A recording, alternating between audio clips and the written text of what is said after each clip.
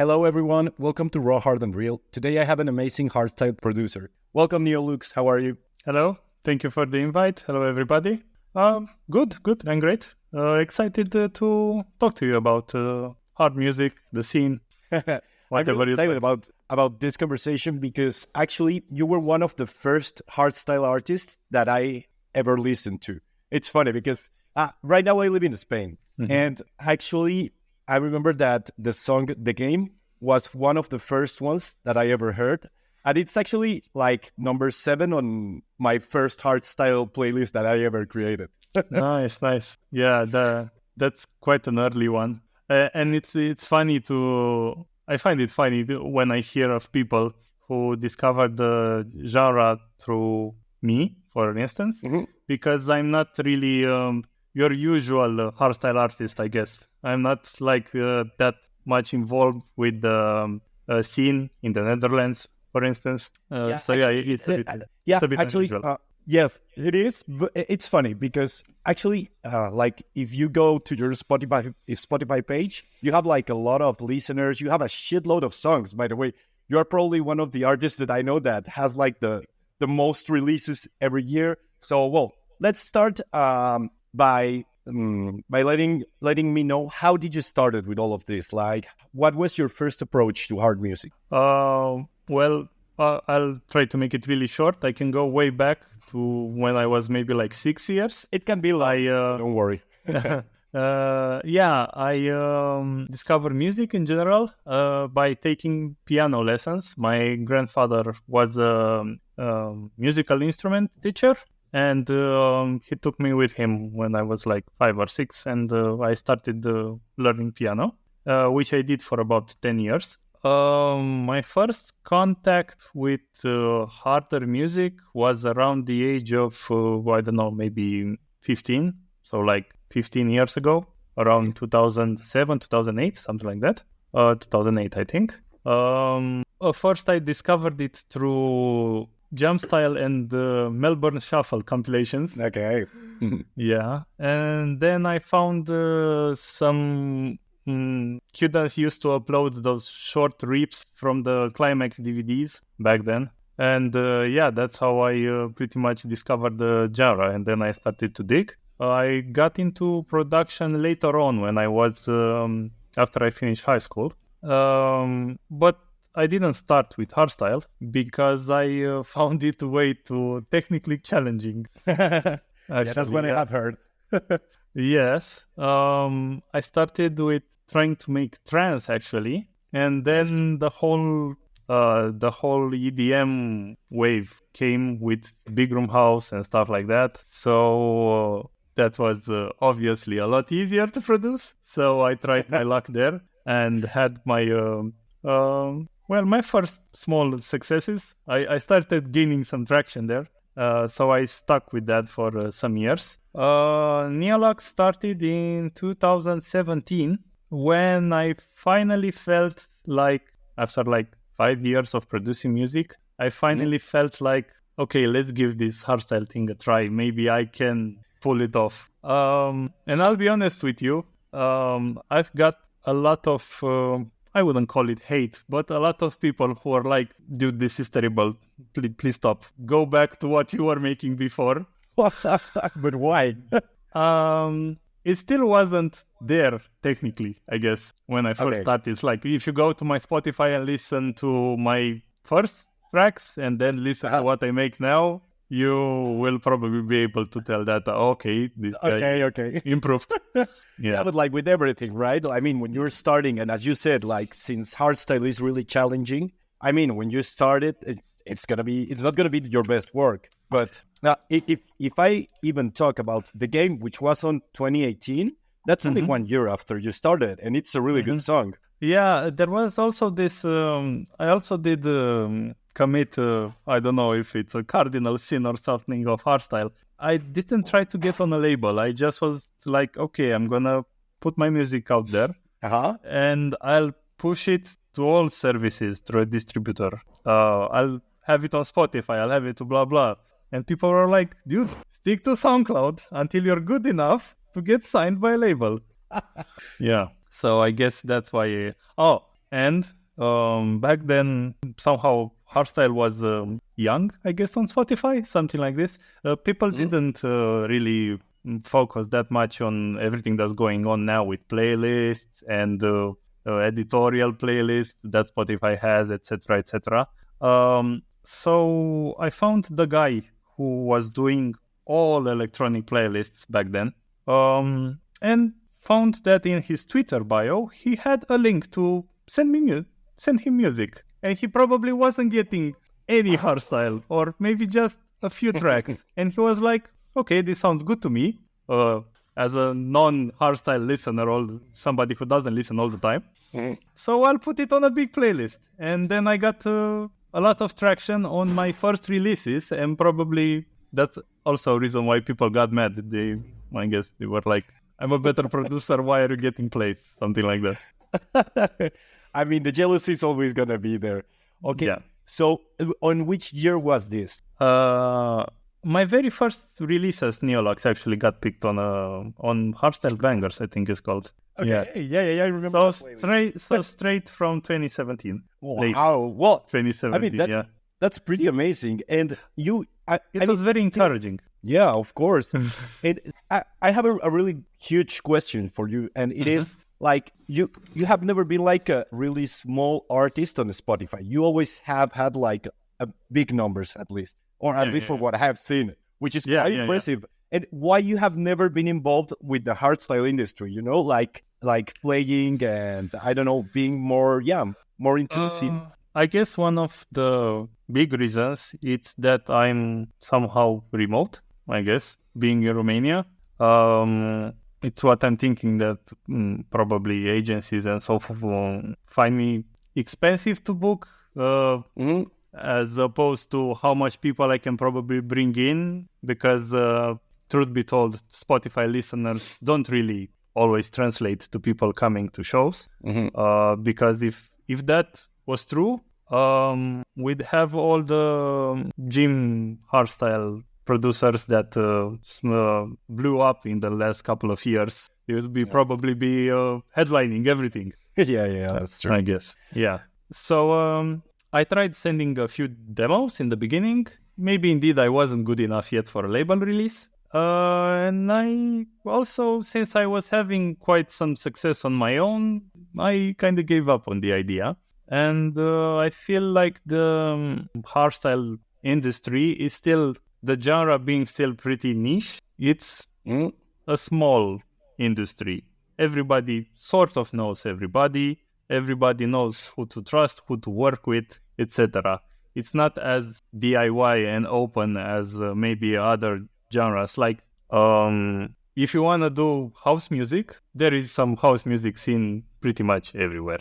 Yeah, that's true. You can be like, it's not like with hardstyle where if something important goes on in hardstyle, there's a above 80% chance it's going on in the Netherlands. Yeah, I mean, yeah, that's true, but still, I think that the genre is actually growing a lot, at least here in Europe. I mean, since I live in Spain and I have seen this like firsthand, when I arrived here like 5.5 years ago, the scene was still not small, but it wasn't as big as it is right now. And at least here, I can see that there are a lot of new artists. Like there's a huge movement going around hardstyle. I mean, hardstyle, raw style, hardcore, whatever. Yeah. So I think that right now it's a really good time to try to make yourself a name, because you have the music, you have like a lot of years doing great music. And I think that right now it could be a lot easier, at least for you. I mean, that's only my opinion. That's what I have seen at least here. But I think that right now it could be a really good moment. I agree with you. It's it's having a bit of a moment, the genre, like expanding outside of the motherland. Yes, exactly. And even there, like, well, maybe I've also reached some kind of artistic maturities, I guess. To be honest, on the DJing side of things, until last year, I'll be honest, I didn't even try. Okay. I was like, okay, whatever. If somebody comes to me and says, hey, come play a show here, maybe I'll say yes. But otherwise, I'm not going to ask anybody if they I didn't really participate in DJ contest, blah blah. Like this year, I did participate. Like I don't know if you saw, I'm in the final selection for the Yes, from River. yeah I saw. yeah. So I also tried my luck with Rebirth last year, and I didn't make it in the final back then. But being truthful, the mix I sent them this year is far better than the one I sent them last year. Okay. So yeah, I could say it's understandable. Yeah, because you haven't been like that much into playing live, right? For what I'm understanding, you like how Yeah, many I only gigs started. you usually have I think I've had so far like five or six total. gigs in total. Yeah. Yeah. Okay. Yeah. Now I So, kind of understand. Yeah. Yeah, it's not. I don't have much under my belt. And Romania still doesn't have any scene. Like the biggest events we've managed to do here had like between 200 and 300 people coming. Couldn't scale past that yet. Also because I don't know if it's very widespread, but I've talked with some people here, and you might find this funny. People think hardstyle is too commercial. What? How Yes. come? The parties in hard music that do happen here and work are techno with a K, like that. Okay. Tekno. Hardcore, uptempo, harder. Yeah. Hardstyle, too soft, too melodic. And on the other hand, we also have like a pretty good, I'd say right now, scene for techno and hard techno, where hardstyle is too hard. So it's in a bit of a tough spot. It's like in between. Like it's in between. It's not hard enough for the harder styles, and it's not soft enough to fit into hard techno. yeah. And people who listen to more commercial stuff, I guess, softer. Yeah. Okay. It's either too commercial or too underground, depending on who you ask. Holy shit. Okay, that makes it really tough, at least for the scene in Romania. And have you? I don't know if in another country that might be around. Do you have like a bigger scene? I don't know, because all that I know, it's like Spain, the Netherlands, Germany, which I know that have a really good scene. But besides that, I don't know how is it like on other countries in Europe. Yeah, the way it is for other countries in Europe is that, the way I feel at least, is that their scene, once again, is not developed enough for promoters to take risks like this. Okay. Like, if I'm a promoter and I'm gonna make a hardstyle party, I'm gonna invite some people from the Netherlands because they have the name. They have people.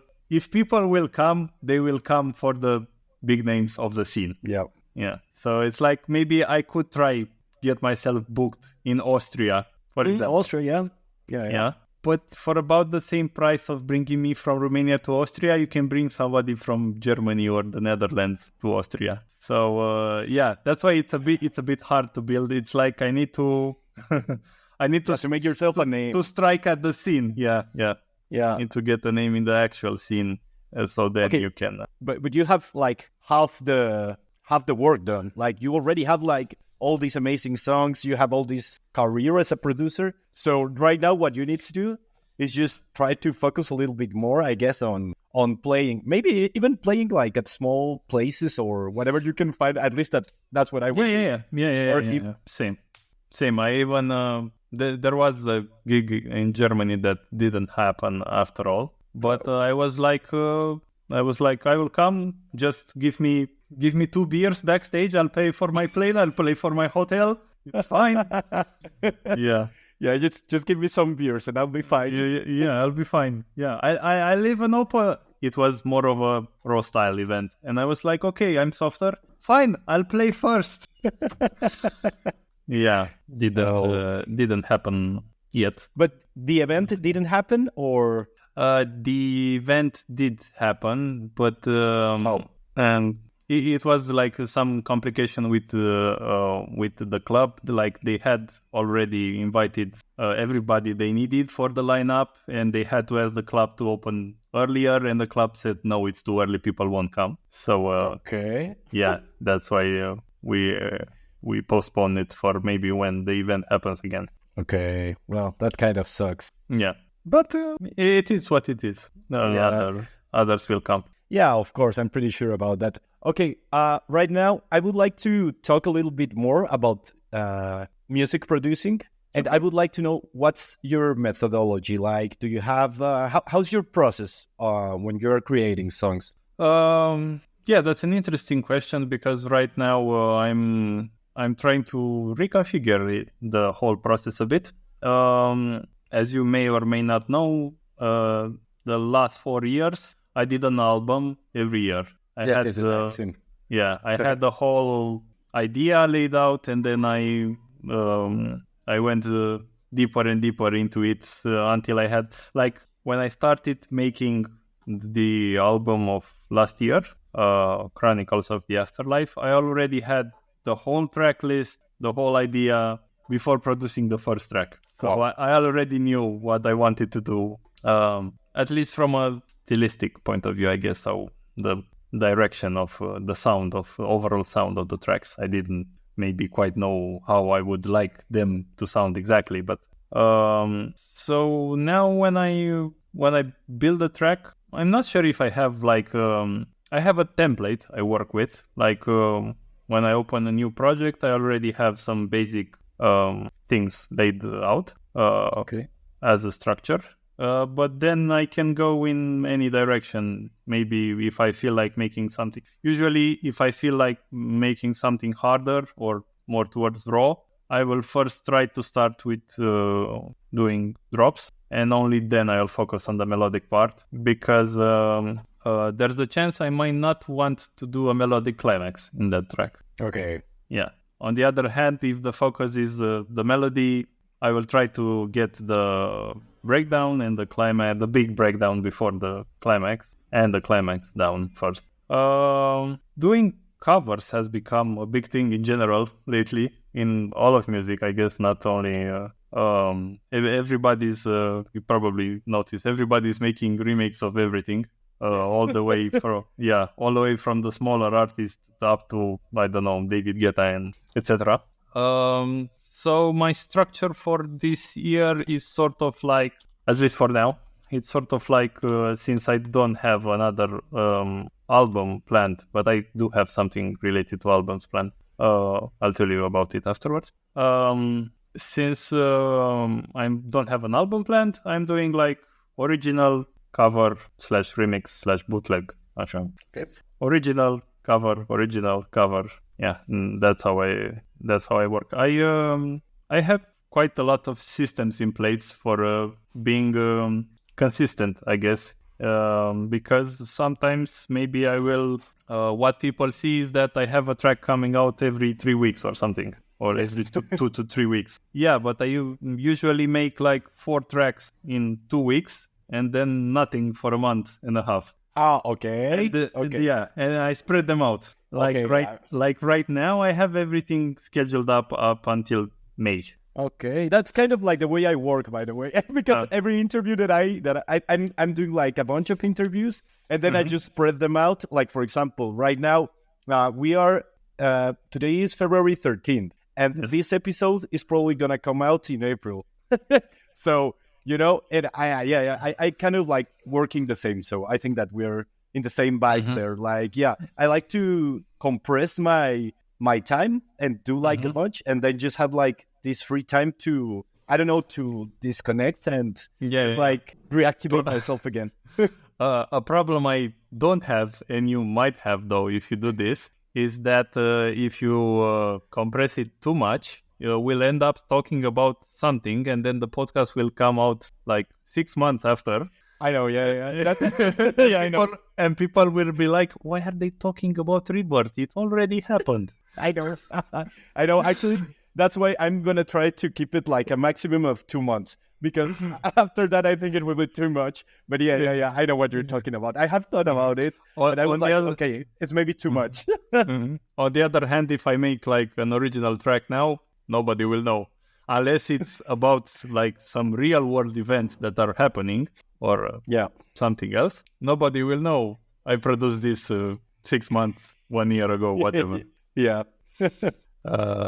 I was saying about the albums. I don't have another one planned this year, but I'm planning to do something with the albums I already have released. Okay.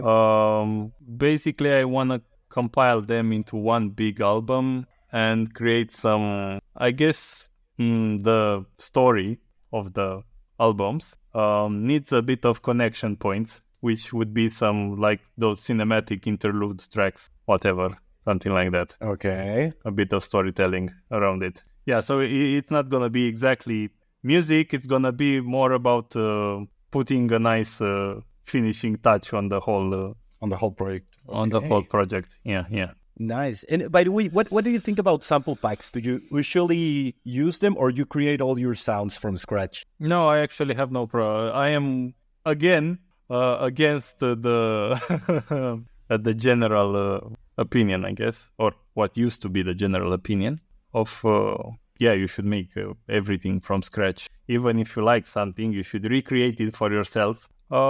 I honestly don't have a problem with using samples. I even use kick samples sometimes. So yeah, I don't have a problem.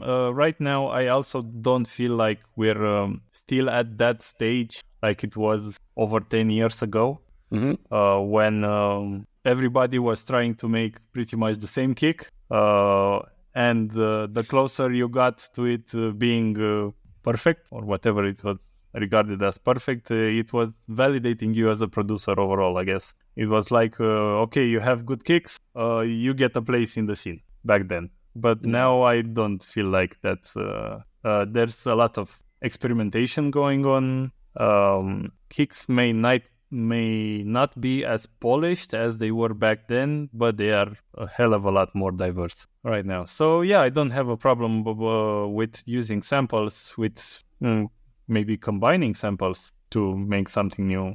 Yeah, I think that's a good approach, actually. Like maybe taking samples, but maybe editing them. You know what I actually don't like that much? When people use like a lot of sample packs from vocals, because when you hear the same lyrics over and over again, a wide variety of songs, it's kind of like, I don't know, a turn down for me, because it's like, oh my God, I thought that this song was unique. And then I can listen to the same lyrics like a bunch of times. Yeah, I understand that. I'm trying not to, at least in recent times, I'm trying not to use that many sample vocals. At least not if the sample vocals are like half of the track. Like there might be some tracks where you have like a pretty short or something like party kind of vocal, and you're like, hey, I've heard this like in 10 tracks until I've heard this since the 90s, you being used in tracks. Yeah. But it's not a problem as much as it would be like you use vocal, which is a lot of, it has verses and it tells a story, and then you use like 45 seconds of breakdown and it's just singing, and then you hear it again in another track. Yeah, maybe that I understand that might be off-putting, because it's like it's still something from the essence of the track. Yeah. Hey. But there are also a lot of tracks which are popular, so grew popular in hardstyle, which do use sample pack vocals, and I only found out by mistake that they do. Like I have an example of a personal favorite. It's Audio Tricks Shamed. Yeah, that one has a sample vocal, which I found out like 4 years after the track was released. Well, at least it took a little bit of time, because, for example, for me, the one that was a really turn off was Skyfall from Warface, because when I listened to the lyrics, it was like, oh my God, this is a really good song. And then I was just listening to a hardstyle release playlist, and then I listened to a song which has the same lyrics, and I was like, fuck, well, I mean the same vocals and everything. I was like, oh shit. I didn't like it's weird how even big names like Warface might still use the sample pack and the vocals, but everyone does. Even Satox, and I have listened to it everywhere. Like it's, I don't know, it's kind of there are also those there are some sample packs there have been which like become way too popular for their own good. Yes. Yes. Yeah. So basically, when you go to a service like Splice or whatever we producers use to find samples, probably you shouldn't sort by popular and pick something from the first page. Yeah. Because if it's popular, it's gonna be everywhere else. Yeah. Maybe we should do some digging, at least, Yeah. for some more unknown pack. Yeah, so I guess if you wanna use samples, use samples. If you don't wanna use samples, also fine. If you wanna be mad that other people use samples, be mad, I guess. It's not gonna stop them. And probably nobody, 99% of people won't care. Yeah. That is what it is. Hey, do you listen to other kind of music besides hardstyle? I mean, hard music. Yes. And, well, to be honest, I will admit that generally it's only in the electronic side of things. Okay. But I also not only do I listen, but I also produce music under other names in other styles. Okay.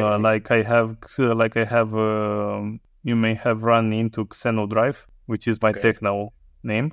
But yeah, in my spare time, what do I really like? I like soundtracks a lot, which are not necessarily electronic.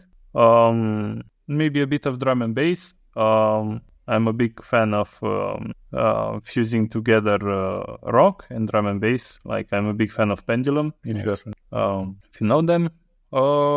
Yeah, and from time to time, I'll jump from one genre to another. Like, I have this tendency to, not obsess, but like naturally listen to a genre for 2 weeks and then move on, forget about it for 3 months, and then maybe come back again later. Yeah, at some point. Okay. Yeah. But only listening to it, like you just listen to this genre for about 2 weeks and then you just forget about it. Yeah, sort of. Until something under either I come across it again or something relevant happens that brings me back to that said genre. Okay, wow. I don't know if that has ever happened to me. What might have happened to me is that maybe I listen to some artist, then I will listen to him or her or whatever for, I don't know, maybe a short amount of time, like crazy. And then I will completely stop listening to them for, I don't know, maybe a period, as you said, of months until I remember that they exist again. I mean, that has happened, but not like for a whole genre. That's kind of funny. I have never heard about it. Yeah, I had, I recently actually kind of took a break from hardstyle. Like, I barely listened to any hardstyle in December and in January. And now I'm sort of back at it. Well, it helps that December and January are a bit more of dead months, I guess, with releases. Yeah. Okay. When the least amount of music gets released. Okay. Yeah, that's true. For like any artist. And do you always schedule your releases like every 3 weeks? And also, I wanted to ask you about labels. I mean, you don't work with labels, right? Because it would be like kind of impossible to make all these releases if you were working with labels. I'm not sure if that's the reason why I don't work with labels. The reason I don't work with labels is that up to a point they didn't want to work with me, I guess. Never had the demo accepted. And then I thought, okay, I've built this fan base. I have those listeners which keep coming back. I do my own thing. What do I need a label for? And more of in the sense of maybe if a label comes to me and be like, hey, we want to work with you. Here's what we're thinking. I will be open to discuss. But I don't really see much point right now in reaching out to a label. I think that one reason could be like maybe if you start releasing some tracks on a label, it would be easier to get to know the other artists and like get inside this group of people, because I think that's kind of how it works. Yeah. Right? It's pretty much still the golden standard for industry validation. Yeah, exactly. So, and also like I have seen, I don't know, for example, here in Spain in 3 weeks there's going to be like Gearbox take over, and like all the artists from Gearbox, well, not all, but most of them are gonna be here. So you know this, you know these things that happen, and when you're a part of a label, it's easier to get into these gigs or whatever. So I think that Labels. might, exactly, it might be like an opener for you or for anyone to get inside the scene or to get more gigs. I don't know. Maybe I think that I'm just giving my opinion. I don't know if that's true or not, but I would say that. It's true in the sense that also in the hardstyle scene, labels and booking agencies and so on are kind of connected with each other. It's like if you are on a label, we are also work with this agency. You'll also be on the agency. The agency works with these companies which have these events. We'll get you on these events, and it's it's like it's all connected. It's very connected. That's another reason why it's so hard to break through from the outside. Like even if I went straight to a booking agency, it would be a bit hard to convince them. Like in the sense of like they would just be like, okay, we work with X records. Just go send them demos, get on X records, and then when they will recommend you to us, sure, something like that, I guess. Yeah. Otherwise, we have enough artists on our roster. We don't really need to work with independents. Yeah, I mean, yeah, as you have said, it's a lot harder, right? But still, I have a lot of faith put in you now, but because you have a career and you have done this for, I mean, at least 6 years. And about 6 years now. And I don't know. I think that, and your music is really good. Like, I think that you could start doing this a lot easier than most of people, you know, because you have never been actually into playing live. And now that you're starting, you have like all this career behind you. So I think that, at least in my opinion, as I said, I don't know anything about, I mean, I know a little bit about the industry, but just because what I have talked with all the artists. But I think that for you, like half the way is already taken. Yeah, I'm not just starting out on every, which would be really hard. on every plan. Yeah, it's not like I have released. I have 2 tracks, 5 fans. Please book me. Exactly. You have a lot of listeners, and even like if I don't know, anyone looks at your name on Google, they will find like a lot of how do they say it? Topics on Reddit that talk about you, and you know, it's like you have a name at least on the internet, because that's the place where you have been, right? So now it's what I think is that we should take your name out from the internet. I mean, not out, but now I need to put it translate into the the real life. one. Exactly. Yeah, true. Yeah, and by the way, how did you come up with your name? And I love your mask and all the, you know, like the costume. Yeah, I have it right here actually. Oh, perfect.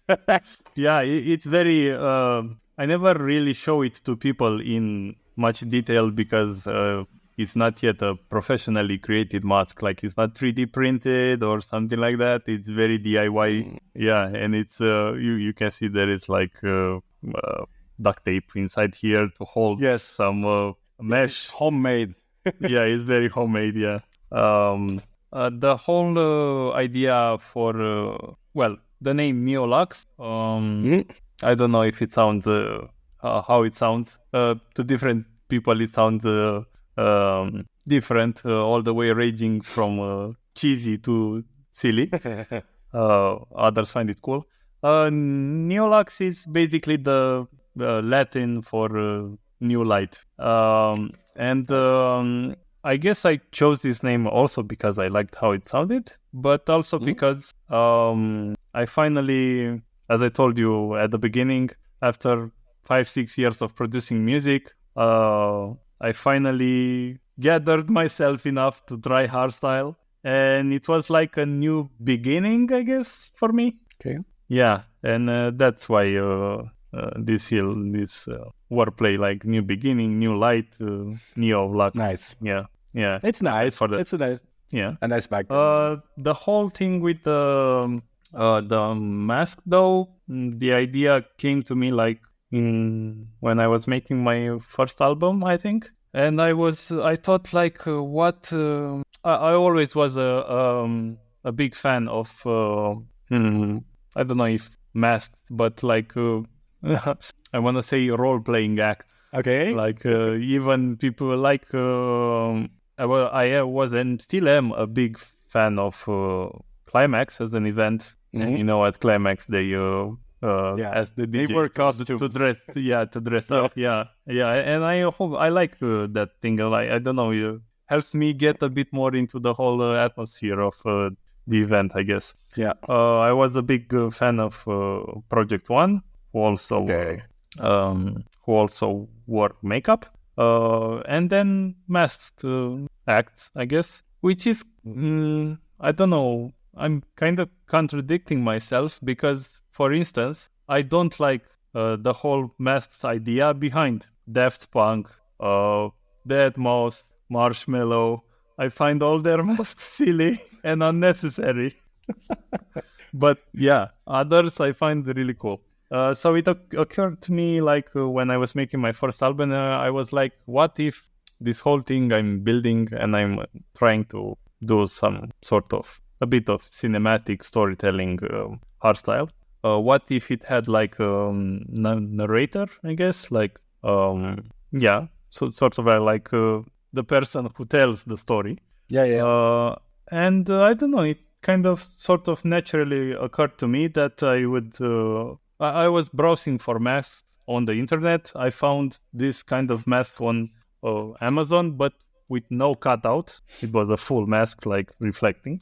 Okay. And I was like, let's if you look at my text logo, like not just the N where it says Neolux, this is exactly how the X looks. It's like an X with a cutout here. And I was like, let's do an X with the cutout on the mask. And then I came up with this whole idea of naming this character the archivist, and him operating somewhere in space, I guess, in a big archive where all kinds of stories and events are stored. And basically with every album, he kind of pulled out a file from that archive, and it was meant to be like as a story. And it's then good and story, by the way. Yeah, thank you. And then I thought it also looks really cool, and it would work on stage. I'm not. Yeah, I was going to ask you. I'm sorry that I interrupted you, but I was going to ask you actually if you wear the mask on stage. Yes. Oh, okay. Yeah, I do. It's also, I don't know. I think it's also something that maybe sets me apart a bit. Like when you see me masked and whatever, it piques your interest a bit. Yeah. It's not just another dude in a black t-shirt from this perspective. And I think it also helped me. I never really acknowledged if I had a lot of stage fright or something. But I guess it also helped with that. Yeah. Because no one is looking at your face. Yeah. It's funny because I once last year I had in a night I was playing as Neolux, and I also opened the event with a techno set as my techno LS Seno drive, and there I didn't wear any mask. I was just me in a t-shirt opening up. And after the set, my wife pointed out that I was biting my lip throughout half of the set. I kept doing on stage without realizing it, and she was like, I was like, really? This is my 5th gig. What do you mean? And then I realized, okay, you never saw my face. Maybe I did it with the mask on as well, but you couldn't tell. Yeah. Wow. Hey, it has a disadvantage though. The mask. What? I can't drink anything during my set, and I sweat like a pig. Holy shit! But you cannot even take it out for a little bit, like hide drink a little bit of some. No, because the setup to look really cool is really complicated. I wear like I also have it here. I wear like one of those ski masks. Okay. And the mask is strapped, and it would be like, okay, let me do this and this. And yeah, people would be like, what are you doing? Undressing on stage at that point. Plus, I don't want to tell you how silly I look with just the ski mask on and my whole head looks like a condom. Black condom. Oh my God. Yeah, then I think that you might be sweating a lot. As you said, oh my God, I don't know if I would be able to to have all these these things in my head. I haven't yet had an outdoor summer event. That's gonna be the ultimate test to see if I can. Oh my do it. God. Oh my. Because and in it's the all winter black. it's fine. Yeah, and it's also all black. It wasn't. Yeah, I only played indoors so far. There is no sun, and it was mostly during winter, spring, autumn. So also no summer event. Oh my God. Well, I want to know when you have your first outdoor event, how it goes. We'll find out, I guess. It's gonna be fun. If I'm, what can I say? Probably if I'm hyperventilating and I'm gonna pass out, I will take it off, and that's it. Yeah. I guess. True. And then I'll go back to the drawing board to design a mask with better ventilation. Ventilation. Yeah. Hey, Rudy. This is gonna be a tough question because you have like 10,000 songs. But for someone that doesn't know your music, what are the top 3 songs that you would recommend about you? Very, very interesting question. You know, the songs that would define Neolux. Well, obviously, one of them has to be Invincible. Okay. Especially the newer album mix I did. Like, when I first did Invincible, I was still learning production. I feel like there is a 2019 version, which is my most popular track on Spotify, and there is another one on an Ember Dawn album from 2022. And by the way, how did it come up? Like, how did it get so popular? Like, what happened there? Like, did you get into a lot of playlists?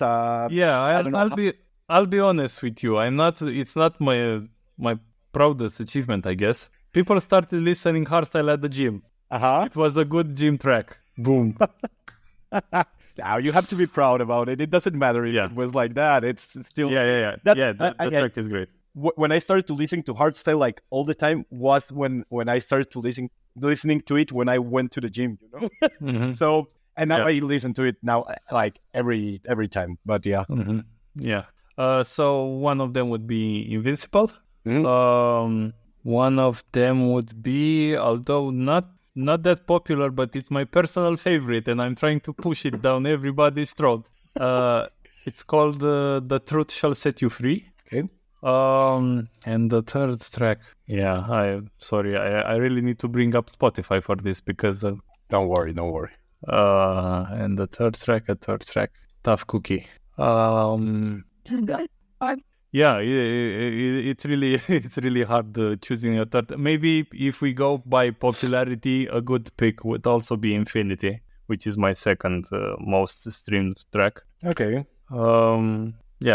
That would be a good pick because other than that, there are a lot of tracks which I really like. It's really hard picking a third one. I find it I don't know what word to use. Not admirable, but I find it impressive that I have a favorite track of my own, which is the truth. The truth shall set you free. Given how many tracks I have. No, but actually, it was easier than I thought for you. Like at least you gave me 2 songs quite easily. Mm-hmm. I mean, the third one, I understand that it could be more difficult because you already had. But no, actually, I'm quite impressed. Nice job. Thanks. Now, I want to talk about festivals. Which festivals have you attended? I've actually only been like hardstyle festivals. I've only been to DEFCON 1 last year. Oh, you went last year? Yeah, that was my first festival. Nice. How did you like it? Great fun. Like it was, the festival itself was beyond my expectations. Mm-hmm. I had a bit of trouble with Dutch weather. I wasn't really used to it. I remember on Thursday during the gathering, I was like, everything is wet and I'm sweaty and why is it so crowded and I hate this, why?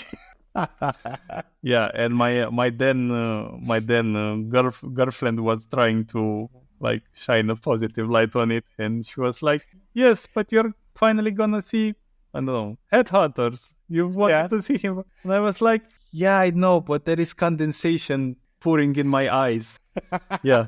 But the good thing is that it only was on Thursday, because I was there too. And it was the other Thursday. days were fantastic. Actually, I don't know if you've been to, but I think my favorite experience from the whole of DEF CON was the warrior workout on Saturday. Really? No, Saturday? I wasn't there. I wasn't.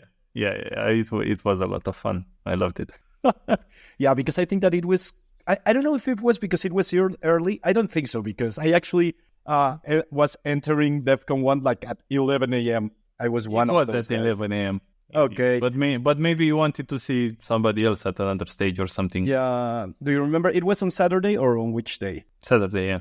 Okay, no, then I remember. I had a Mexican DJ was performing exactly at 11 a.m. and that's why I couldn't make it to the Warrior Workout. Actually, when I was at Tomorrowland this year as well, they had like the Warrior Workout at the main stage. That's amazing. Yeah, I saw that on stream, actually, yeah. Yeah, that was really fun. But I wasn't there as well.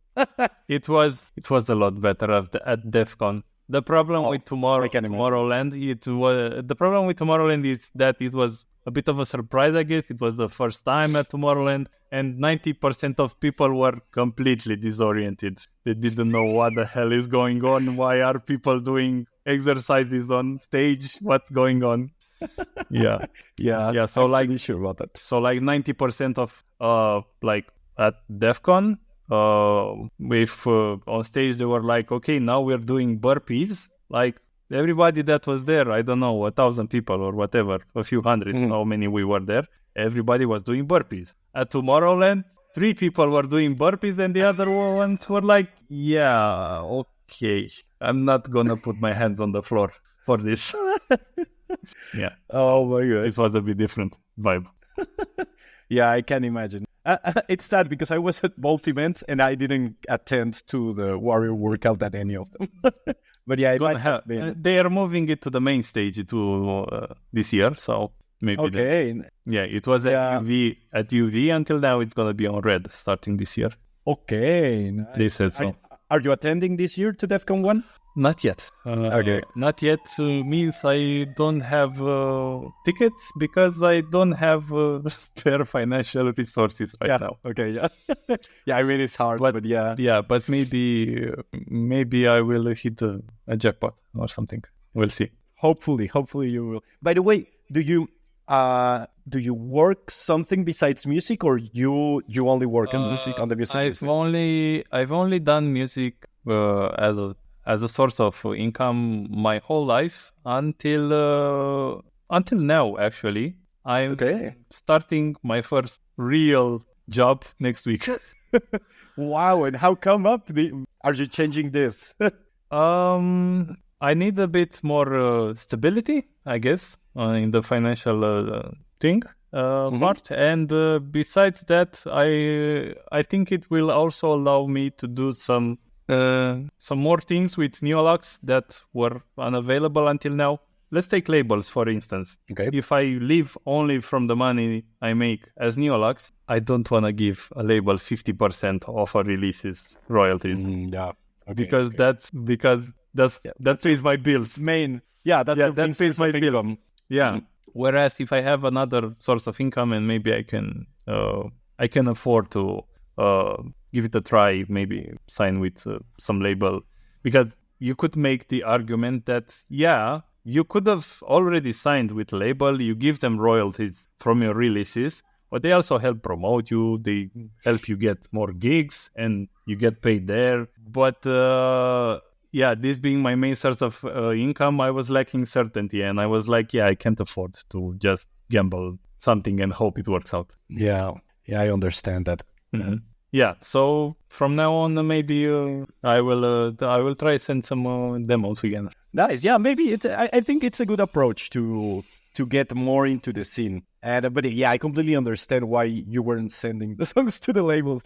And actually, they take like the 50% of the income I know that's standard, I guess, Wow. for most labels. Some labels take more than that. Okay, wow. Haven't yet met a label that takes less, but maybe there Okay. are some. Yeah, or maybe it depends on the artist. Like maybe if you're a big name, they will say like, okay, I will take less, right? Probably. Yeah, that's what I mean. If they take a nobody, they can be like, hey, we'll take At least 50%. Yeah, we'll take I mean, at least 50 because we are taking a chance. It's understandable. Maybe it won't Yeah. work. Yeah. We're doing your entire marketing. 95% of your plays come because you are with us. Yeah, I mean it's understandable, but because I think that it's like not that much money if you don't have like a lot of plays, right? Mm-hmm. Yeah, no, it's not really like... and labels are businesses after all. I can understand that. Yeah, me too. Hey, Rudy, I'm just going to ask you 2 more questions. The first one is, how do you see the future of hardstyle? Oh, very interesting question. I often wonder if we can go even harder Yeah. than what's going on right now.